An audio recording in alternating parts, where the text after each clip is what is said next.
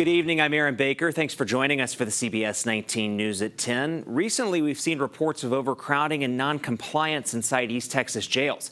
It's an issue that's affecting sheriff's departments and the quality of life for inmates as they await prosecution.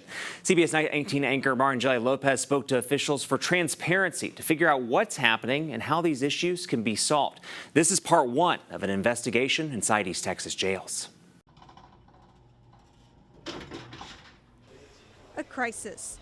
It's not necessarily a word that we like to use in law enforcement at all. It's how sheriff's departments across East Texas are describing their current situation inside their jail. Jails have two issues right now. They're either overpopulated or they don't have the staffing. The pandemic took a toll on industries across the board, including the Texas criminal justice system.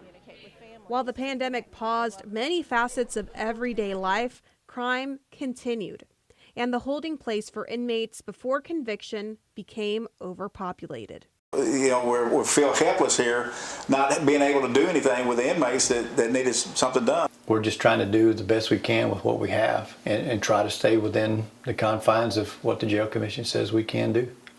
To get a better understanding of the issues at hand, I spoke with sheriffs in Smith County, Nacogdoches County, and Rusk County. They're all facing different problems that they've been working to fix. But tonight, we're focusing on Smith County. The jail currently has 4 pages of non-compliance issues.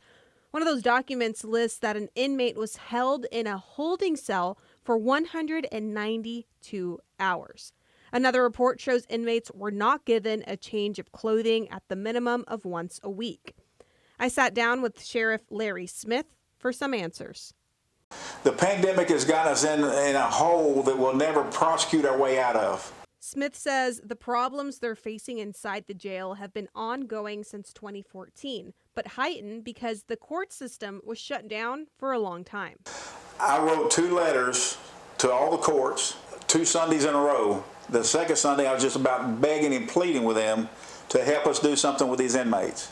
It's something Brandon Wood, the executive director for the Texas Commission of Jail Standards, has seen statewide. So one of the primary drivers of the jail overcrowding issue is the judicial system not being able to operate as quickly and efficiently as everyone hopes for.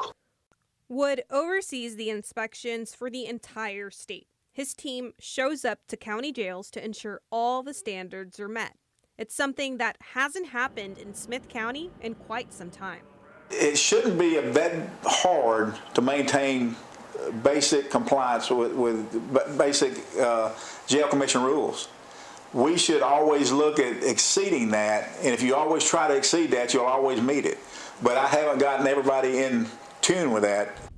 But Sheriff Smith assured me he's hired new leadership that will address the non-compliance problems and help the jail get back on track. I promise you, with this new management we got here, with the 3 new lieutenants and the new chief, people are going to see drastic changes.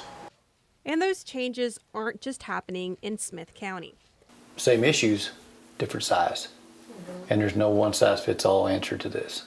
Sheriff's departments are coming up with creative solutions to fix the issues they've been facing, like using trustees to build more beds and adding hiring bonuses for new jailers.